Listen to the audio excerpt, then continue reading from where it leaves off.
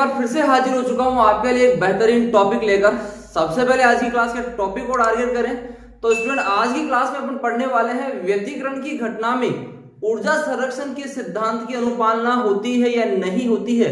व्यतिकरण में ऊर्जा संरक्षण होता है या नहीं होता है, ऊर्जा संरक्षित होती है या ऊर्जा में परिवर्तन होता है। तो ऊर्जा संरक्षण की अनुपालना ऊर्जा संरक्षण के सिद्धांत पर यह आधारित है या नहीं। इसके साथ ही यहाँ पर व्यतिकरण में तीव्रता में प्रकाश की परिणामी जो तीव्रता है उस परिणामी तीव्रता में प्रकाश की जो परिणामी तीव्रता है उस परिणामी तीव्रता में कलांतर या जो पथांतर है उसके मान में यदि परिवर्तन होता है तो उस कलांतर या पथांतर के साथ में तीव्रता में होने वाला जो परिवर्तन है उस परिवर्तन का वितरण या तीव्रता का जो वितरण है वो व्यतिकरण में किस प्रकार होता है उसका डिस्कशन आज की क्लास में करने वाले हैं। तो शुरू करते हैं स्टूडेंट आज की क्लास। उठाइए कॉपी और पेन, नोट्स बनाने के लिए मैं हूं आपका फिजिक्स गुरु श्रीराम यादव।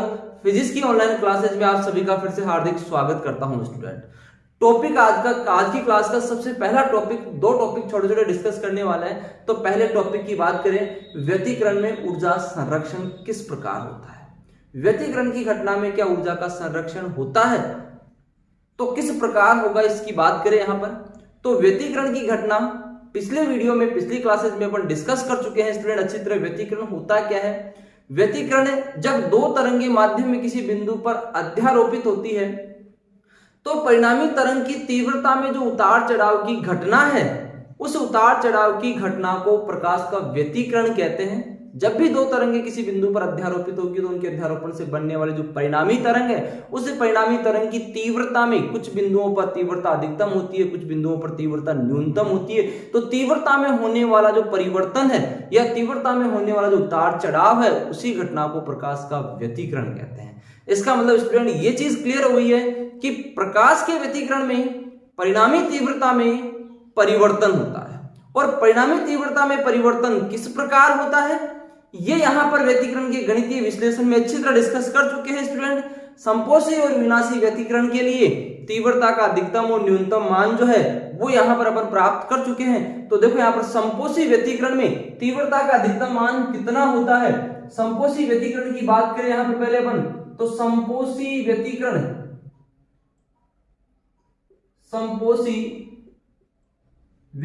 में अधिकतम तीव्रता,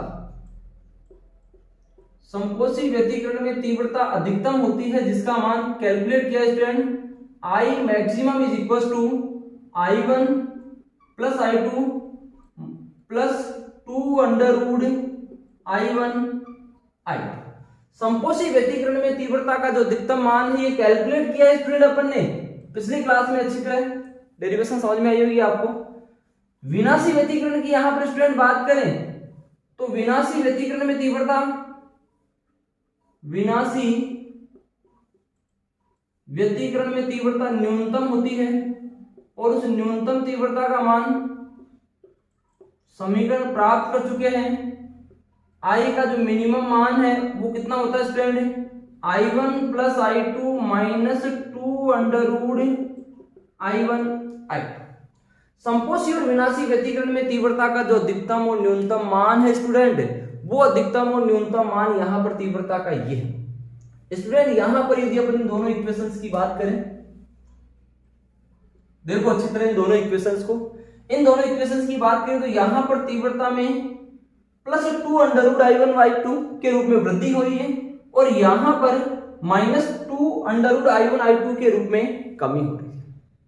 इसका मतलब जो संपोषी और विनाशी व्यतिकरण घटित हो रहा है तो परिणामी तरंग की तीव्रता में 2 अंडर रूट I1 I2 के रूप में वृद्धि या कमी होती है। कहने का मतलब संपोषी व्यतिकरण में तीव्रता 2 अंडर रूट I1 I2 के रूप में बढ़ती है और विनाशी व्यतिकरण में तीव्रता 2 अंडर रूट I1 I2 के रूप में घटती है।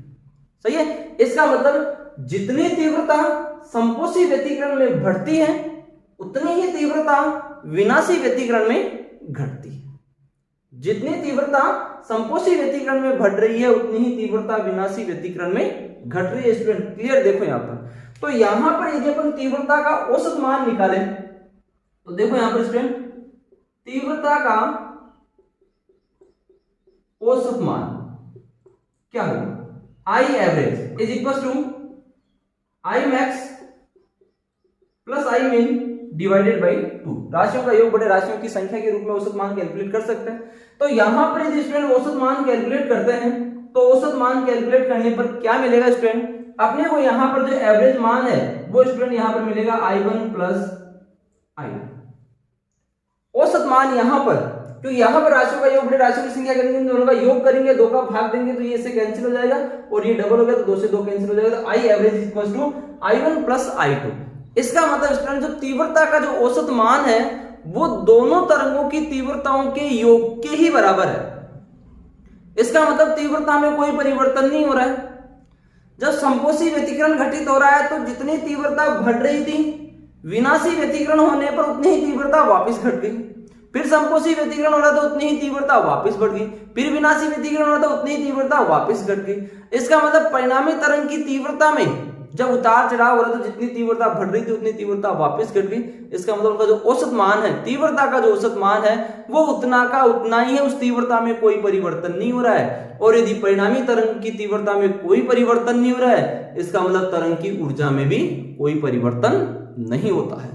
इसका मतलब यहां पर इस समीकरण से स्टूडेंट ये स्पष्ट हो गया है कि व्यतिकरण की घटना में ऊर्जा संरक्षण के सिद्धांत की अनुपालना होती है। इसका मतलब व्यतिकरण में ऊर्जा संरक्षित रहती है सदैव, ऊर्जा में कोई परिवर्तन नहीं होता है। ये इस समीकरण से स्पष्ट हो गया है, ऊर्जा में कोई परिवर्तन नहीं होता है, ऊर्जा उतनी की उतनी ही रहती है। संपोषी व्यतिकरण में जितनी ऊर्जा बढ़ रही है, कहने का मतलब विनाशी व्यतिकरण में उतनी ही ऊर्जा वापस घट जाती है। इसलिए ऊर्जा का जो औसत मान है वो उतना का उतना ही है, ऊर्जा के मान में कोई परिवर्तन नहीं होता है।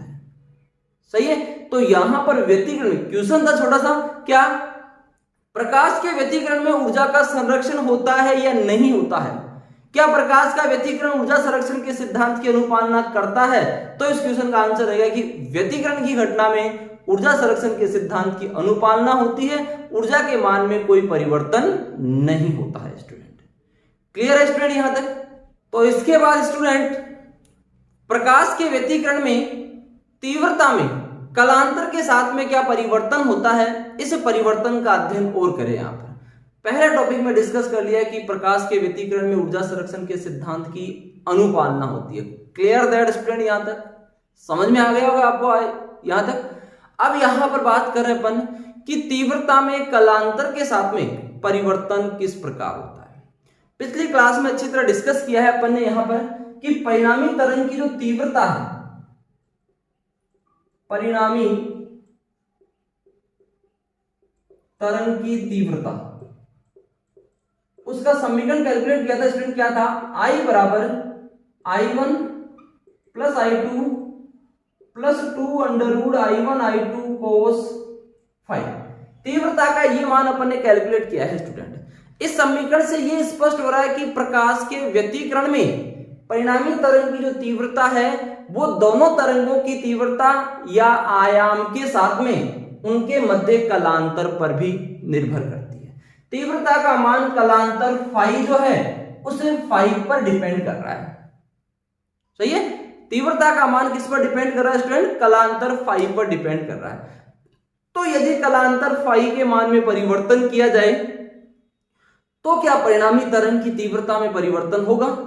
और यदि परिवर्तन हो रहा है परिणामी तरंग की तीव्रता में तो वो परिवर्तन किस प्रकार से होगा? ग्राफ के रूप में यहां पर समझे। ग्राफ से पहले यहां पर उस समीकरण का मान ज्ञात करें, तीव्रता में होने वाले परिवर्तन का मान ज्ञात करें संपोषी और विनाशी व्यतिकरण के लिए। सही है स्टूडेंट। तो यहां पर व्यतिकरण में अपन ने स्पष्ट आवश्यक शर्तों में भी ये चीज स्पष्ट कर ली है कि व्यतिकरण में तरंगों का आयाम एवं आवृत्ति क्या होती है? समान होती है स्टूडेंट। व्यतिकरण में आयाम एवं जो आवृत्ति है स्टूडेंट तरंगों की वो समान होती है। आवृत्ति समान और आयाम बराबर या लगभग बराबर होता है। व्यतिकरण की आवश्यक शर्तों में भी ये चीज स्पष्ट की स्टूडेंट यहां पर अपन ने। सही है।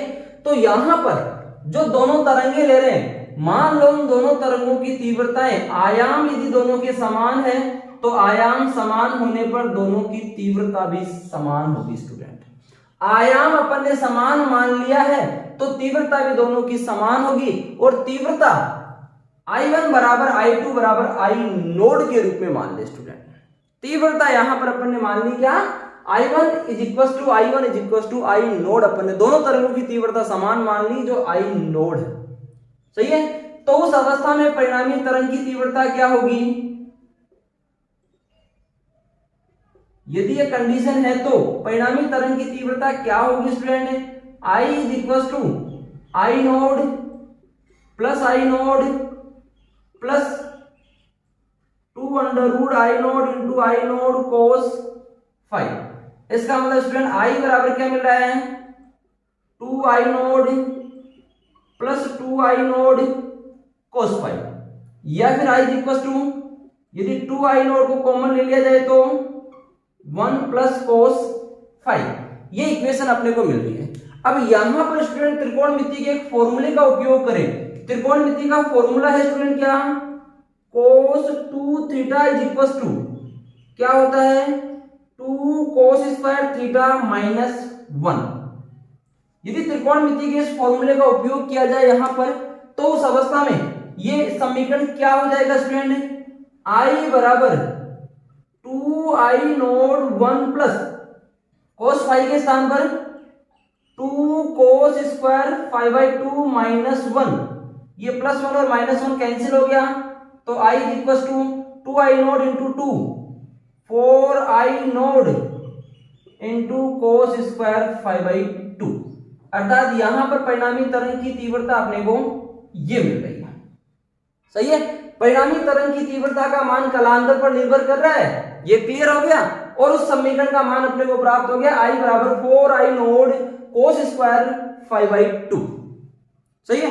अब संपोषी और विनाशी व्यतिकरण की दोनों अवस्थाओं की बात करें यहां पर स्टूडेंट, यदि पहली कंडीशन में संपोषी व्यतिकरण देखें स्टूडेंट, संपोषी व्यतिकरण की कंडीशन में देखो तीव्रता कितनी मिल रही है, पीछे भी कैलकुलेट कर सकते हैं, किया है अपन स्टूडेंट यहां पर। तो यहां पर संपोषी व्यतिकरण में फाई का मान क्या होता है स्टूडेंट, संपोषी व्यतिकरण में फाई का मान 0 2 पाई 4 पाई डॉट डॉट 2n पाई, पाई का समगुणज होता है संपोषी व्यतिकरण में, सही है।